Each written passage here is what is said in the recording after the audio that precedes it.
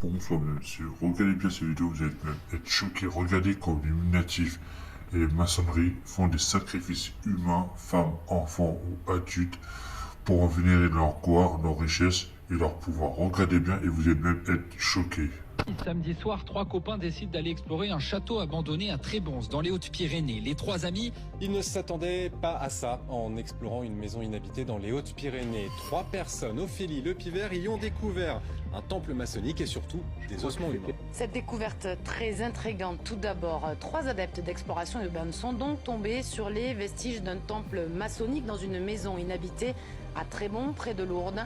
À l'intérieur, il y avait un crâne, des ossements et d'autres objets inattendus. Les trois compères viennent sans le savoir de mettre les pieds dans un ancien temple franc-maçon. C'était répandu par terre. C'était comme un puzzle en fait. C'était en partie sur des planches de construction. Affolés, les aventuriers appellent les gendarmes qui croient d'abord à un canular. Les forces de l'ordre embarquent finalement tous les ossements pour répondre à une question. D'où viennent ces os? Ont-ils été sortis de tombes ou sont-ils des indices de crimes passés? Un témoin aurait pu aider à y voir plus clair. L'ancien propriétaire, médecin et franc-maçon de son état. Oui mais voilà, il est décédé il y a 3 mois. La question c'est qu'est-ce qu'ils ont voulu invoquer ici? Ça symbolise une porte peut-être vers un autre monde.